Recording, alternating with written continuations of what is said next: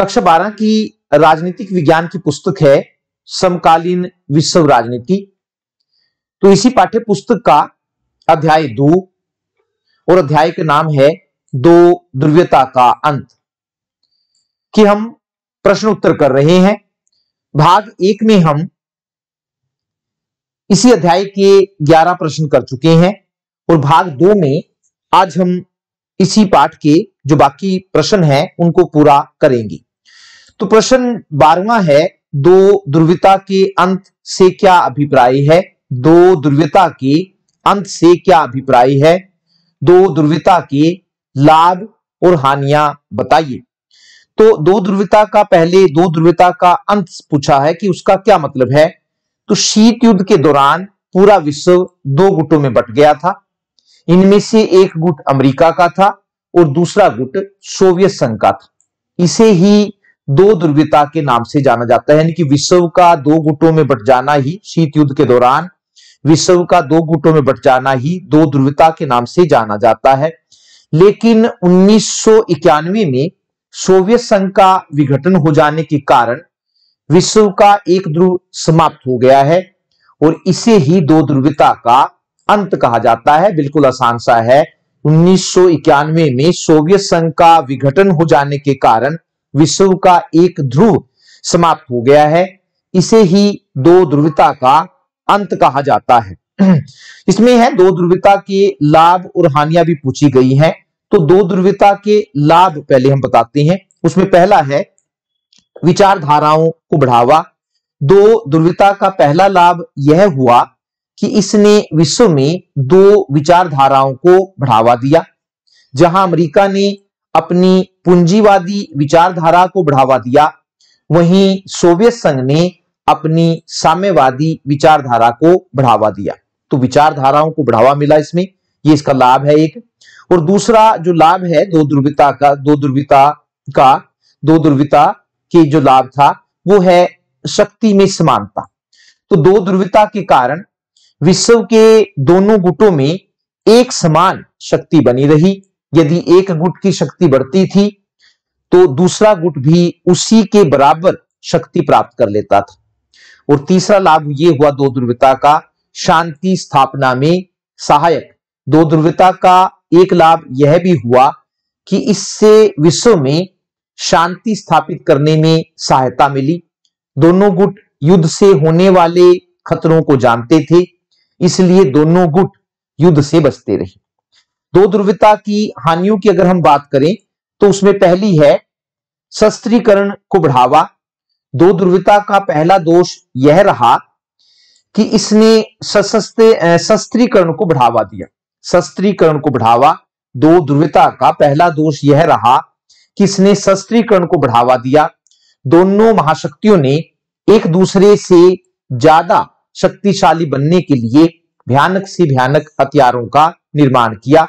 और जो दूसरा दोष था वो है युद्धों को बढ़ावा। दो ध्रुवीयता ने युद्धों को बढ़ावा दिया क्योंकि दोनों गुट हमेशा एक दूसरे को हानि पहुंचाने की कोशिश में लगे रहते थे। इसलिए जहां भी अवसर मिलता था दोनों गुट आमने सामने खड़े हो जाते थे, जिससे युद्ध की संभावना बन जाती थी।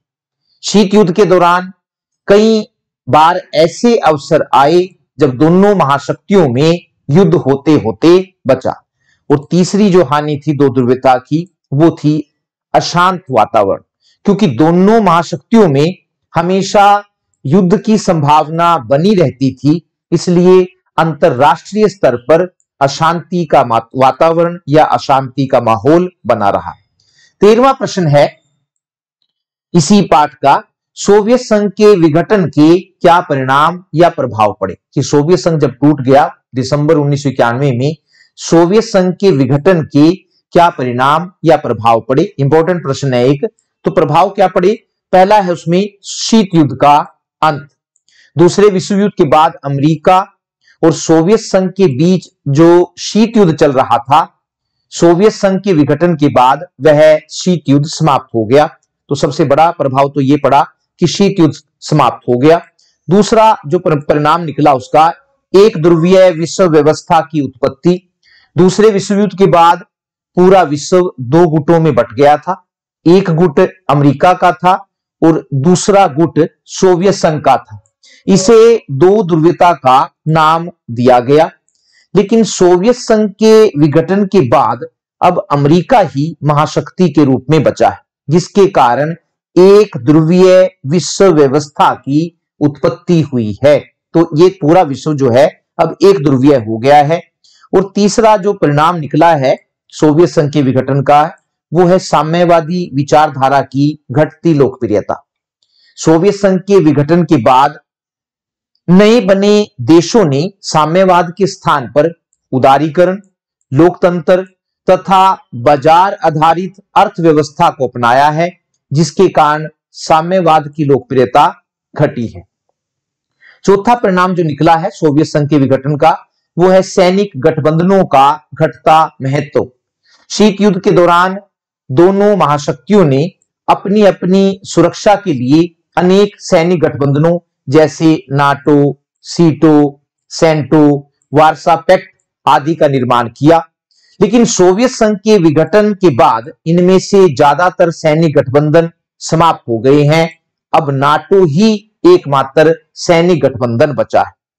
पांचवा जो परिणाम निकला है वो है भारत पर विपरीत प्रभाव। सोवियत संघ के विघटन का भारत पर विपरीत प्रभाव पड़ा है, क्योंकि उसने सोवियत संघ के रूप में अपना एक भरोसे योग्य मित्र खो दिया है। और छठा जो प्रभाव या परिणाम निकला है सोवियत संघ के विघटन का, वो है संयुक्त राष्ट्र संघ के सदस्यों में वृद्धि। तो सोवियत संघ के विघटन से 15 गणराज्यों की उत्पत्ति हुई है और ये 15 गणराज्य संयुक्त राष्ट्र संघ के सदस्य बने हैं, जिसके कारण संयुक्त राष्ट्र संघ की सदस्य संख्या बढ़ी है।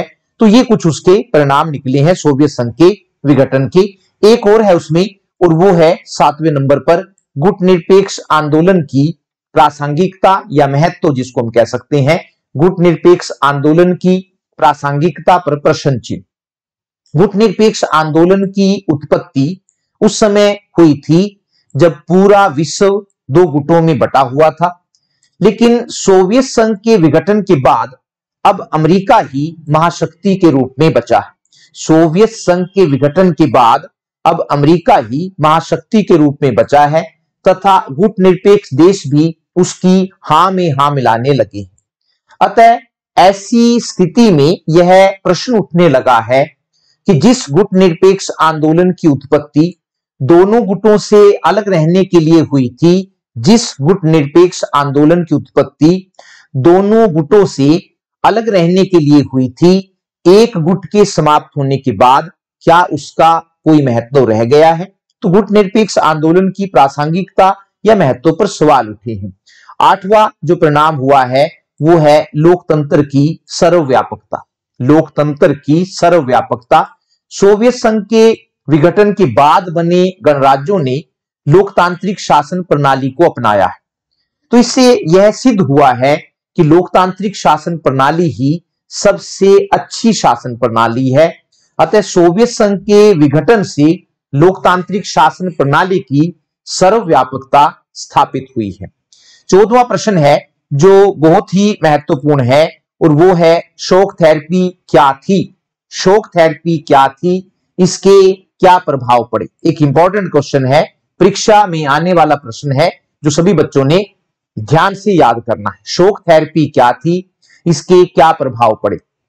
शॉक थेरेपी का अर्थ अगर हम मेडिकल भाषा के हिसाब से लें तो शॉक थेरेपी का अर्थ आघात पहुंचाकर या सदमा पहुंचाकर रोगी का इलाज करना। ये मेडिकल टर्म में उसका अर्थ है, मेडिकल भाषा में उसका अर्थ है। शॉक थेरेपी का अर्थ आघात पहुंचाकर या सदमा पहुंचाकर रोगी का इलाज करना है। 1991 में सोवियत संघ के विघटन के बाद बने गणराज्यों को समाजवाद से पूंजीवाद में बदलने के लिए तथा एक दलीय व्यवस्था से लोकतांत्रिक व्यवस्था में बदलने के लिए विश्व बैंक और अंतरराष्ट्रीय मुद्रा कोष द्वारा जो मापदंड अपनाए गए उन्हीं को शॉक थेरेपी का नाम दिया जाता है। दोबारा फिर रिपीट कर लेते हैं क्योंकि महत्वपूर्ण प्रश्न है, इसका अर्थ जरूर आना चाहिए। 1991 में सोवियत संघ के विघटन के बाद बने गणराज्यों को समाजवाद से पूंजीवाद में बदलने के लिए तथा एक दलीय व्यवस्था से लोकतांत्रिक व्यवस्था में बदलने के लिए विश्व बैंक और अंतरराष्ट्रीय मुद्रा कोष द्वारा जो मापदंड अपनाए गए उन्हीं को शॉक थेरेपी का नाम दिया जाता है। अब शॉक थेरेपी के अंतर्गत किए गए उपाय, क्या क्या उपाय किए गए शॉक थेरेपी के अंतर्गत, इंपॉर्टेंट है, ये भी परीक्षा की दृष्टि से महत्वपूर्ण है। तो पहला जो उपाय किया गया, साम्यवादी अर्थव्यवस्था को समाप्त करके पूंजीवादी अर्थव्यवस्था की स्थापना की गई। दूसरा, संपत्ति पर से सरकार के नियंत्रण को खत्म करके संपत्ति का निजीकरण किया गया, अर्थात लोगों को निजी संपत्ति रखने का अधिकार दे दिया गया। दोबारा फिर रिपीट कर रहे हैं, संपत्ति पर से सरकार के नियंत्रण को खत्म करके संपत्ति का निजीकरण किया गया, अर्थात लोगों को निजी संपत्ति रखने का अधिकार दे दिया गया। तीसरा जो था, व्यापार पर लगे प्रतिबंधों को हटा दिया गया। और चौथा था, जो चौथा उपाय किया गया, सामूहिक खेती को निजी खेती में बदला गया, अर्थात खेती को निजी हाथों में सौंप दिया गया। इसके अलावा एक पांचवा उपाय भी किया गया, और पांचवा उपाय था गणराज्यों के बीच व्यापारिक गठबंधनों को समाप्त कर दिया गया, अर्थात प्रत्येक गणराज्य को एक दूसरे के साथ जोड़ने की जगह है पश्चिमी देशों से जोड़ा गया। गणराज्यों के बीच व्यापारिक गठबंधनों को समाप्त कर दिया गया, अर्थात प्रत्येक गणराज्य को एक दूसरे के साथ जोड़ने की जगह है पश्चिमी देशों से जोड़ा गया। उसके बाद इंपॉर्टेंट है एक और जो हेडिंग है, और वो है शॉक थेरेपी के प्रभाव या शॉक थेरेपी के परिणाम क्या क्या पड़े। तो शॉक थेरेपी से जिस लाभ की उम्मीद की गई थी वह प्राप्त नहीं हुआ, बल्कि इससे पूरे क्षेत्र में अर्थव्यवस्था तहस नहस हो गई। तो शॉक थेरेपी के निम्नलिखित प्रभाव पड़े, कुछ हेडिंग्स की या पॉइंट्स के जरिए हम उनको कर सकते हैं। उसमें पहला पॉइंट है अर्थव्यवस्था का अस्त व्यस्त होना। सोवियत संघ के विघटन के बाद बने देशों में जब सरकार द्वारा नियंत्रित उद्योग धंधों को निजी हाथों में बेचा गया, तो यह बिक्री सरकार द्वारा नियंत्रित नहीं थी। दोबारा फिर रिपीट कर रहे हैं, सोवियत संघ के विघटन के बाद बने देशों में जब सरकार द्वारा नियंत्रित उद्योग धंधों को निजी हाथों में बेचा गया, तो यह बिक्री सरकार द्वारा नियंत्रित नहीं थी, बल्कि बाजार द्वारा नियंत्रित थी।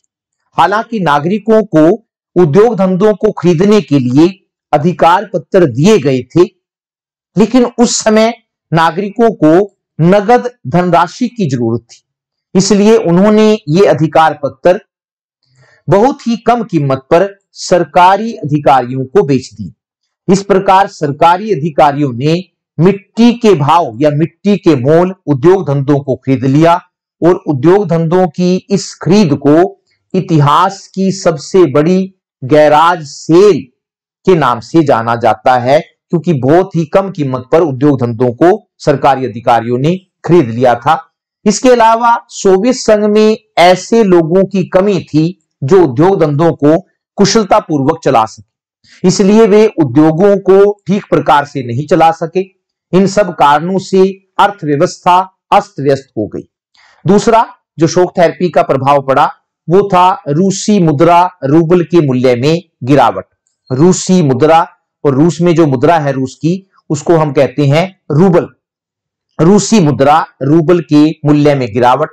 सोवियत संघ के विघटन से पहले लोगों को कम कीमत पर वस्तुएं उपलब्ध करवाई जाती थी, लेकिन शॉक थेरेपी के अंतर्गत जब पूंजीवादी व्यवस्था को अपनाया गया, शॉक थेरेपी के अंतर्गत जब पूंजीवादी व्यवस्था को अपनाया गया, तो वस्तुओं की कीमतें बाजार द्वारा तय की जाने लगी।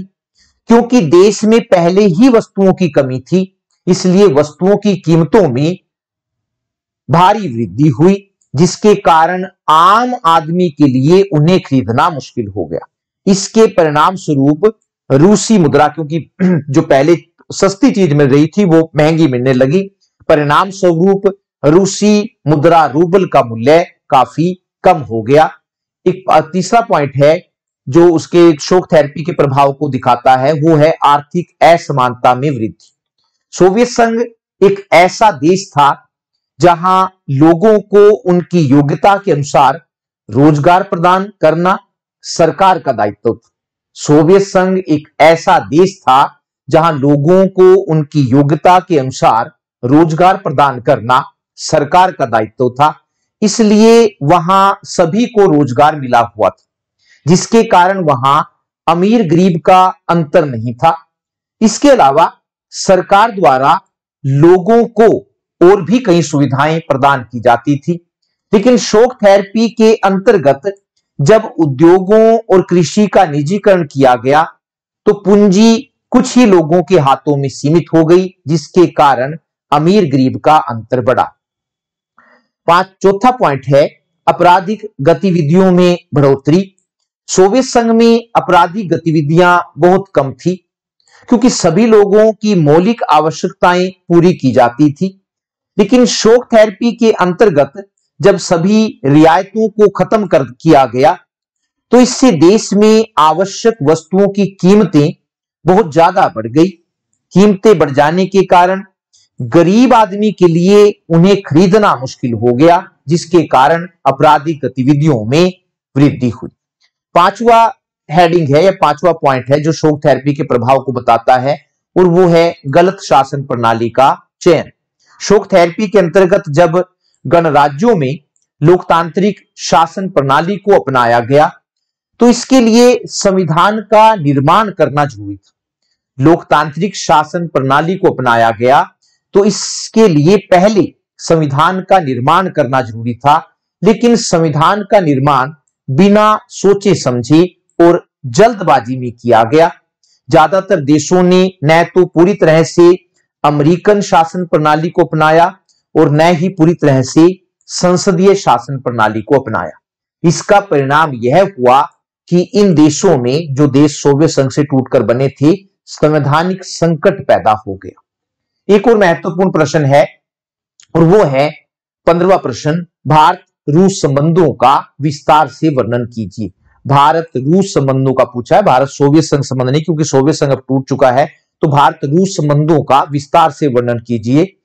रूस को पहले सभी जानते हैं, रूस को पहले USSR, union of Soviet socialist Republic, union of Soviet socialist Republic USSR के नाम से जाना जाता था।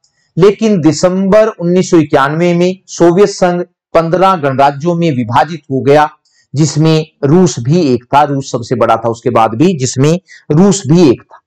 रूस को शुरू से ही यह भ्रम था कि गैर साम्यवादी देश, यानी कि जिन देशों में साम्यवादी शासन प्रणाली नहीं है, रूस को शुरू से ही यह भ्रम था कि गैर साम्यवादी देश रूस के विरोधी रहे हैं और अमेरिका के हाथों की कठपुतली रही। भारत के बारे में भी उसका यही भ्रम था, लेकिन भारत के बारे में उसका यह भ्रम उस समय टूटा जब 1949 में चीन में साम्यवादी सरकार की स्थापना हुई और भारत उस सरकार को मान्यता देने वाला एक प्रमुख देश बना। इसके बाद से रूस ने या सोवियत संघ ने भारत के साथ मित्रतापूर्ण व्यवहार करना शुरू कर दिया। दोनों देशों के संबंधों का वर्णन निम्नलिखित बिंदुओं, पॉइंट्स के जरिए किया जा सकता है, हेडिंग्स के जरिए किया जा सकता है। तो हम कुछ हेडिंग ले सकते हैं और वो कैसे कैसे भारत ने और दोनों देशों के बीच मित्रता बढ़ी। 1962 का भारत चीन युद्ध और भारत रूस संबंध। 1962 का भारत चीन युद्ध और भारत रूस संबंध। 1962 में चीन ने भारत पर आक्रमण कर दिया। चीन एक साम्यवादी देश है, सोवियत संघ की तरह या रूस की तरह पहले एक साम्यवादी देश है। अतः रूस के लिए यह निर्णय करना मुश्किल था कि वह अपने साम्यवादी भाई चीन का साथ दे या फिर अपने मित्र भारत का।